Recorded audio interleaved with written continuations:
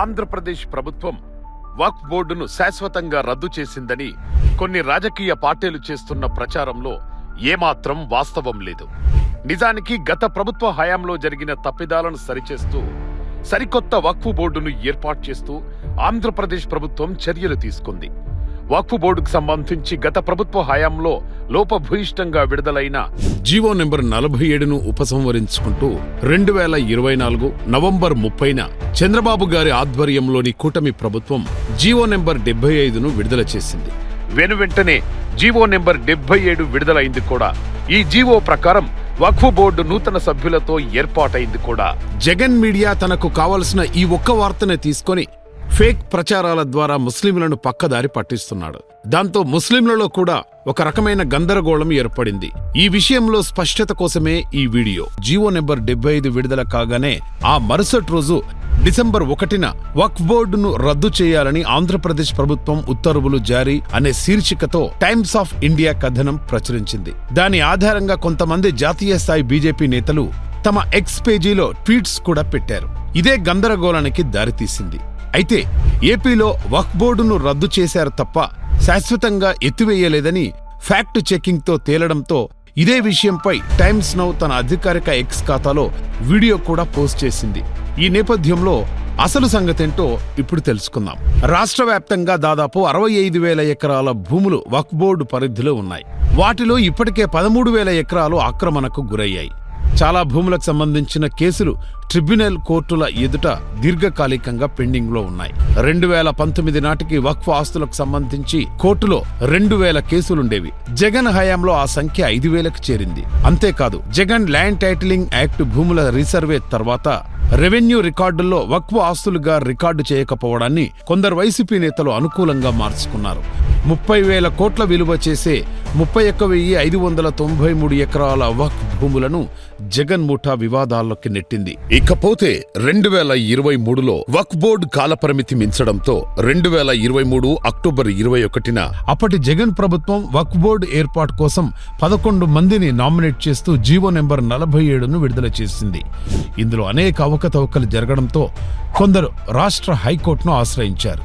దీంతో వక్ఫ్ board chairman ఎంపిక ప్రక్రియ నిలుపుదల చేస్తూ హైకోర్టు 2023 నవంబర్ 1న మధ్యంతర ఉత్తర్వులు జారీ చేసింది. ఇంకా వివిధ రకాల న్యాయపరమైన సమస్యలు తలెత్తిన కారణంగా వక్ఫ్ బోర్డులో పరిపాలనా శూన్యత ఏర్పడింది. దీన్ని ఆసరగా తీసుకుని వక్ఫ్ ఆస్తుల కబ్జా కొనసాగింది. ఒక కర్నూలు జిల్లాలోనే 2,500 ఎకరాలు కబ్జా కోరల్లో చిక్కుకున్నాయి.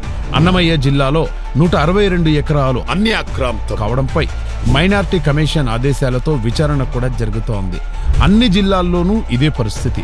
ఇలాంటి సమయంలో వక్ఫ్ బోర్డు ఆస్తుల పరిరక్షణ కోసం, బోర్డులో సుపరిపాలన కోసం కూటమి ప్రభుత్వం హైకోర్టు తీర్పును పరిశీలించి గత ప్రభుత్వం జారీ చేసిన వివాదాస్పదమైన 47 జీవోను రద్దు చేస్తూ ఈ ఏడాది నవంబర్ 30న జీవో నెంబర్ 75ను విడుదల చేసింది.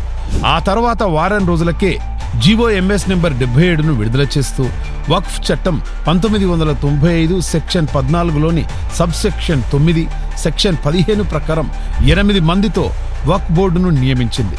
ఎన్నికైన సభ్యుల కోటాలో ఎండి రుహుల్లా ఎమ్మెల్సీ, షేక్ ఖాజా ముతవల్లీలను నియమించింది. నామినేటెడ్ సభ్యులుగా మహమ్మద్ నజీర్ ఎమ్మెల్యే, సయ్యద్ దావూద్ బాషా బాక్వి, షేక్ అక్రమ్, అబ్దుల్ అజీజ్, హాజీ ముకర్రాం హుసేన్, మహమ్మద్ ఇస్మాయిల్ బేగులను నియమించింది.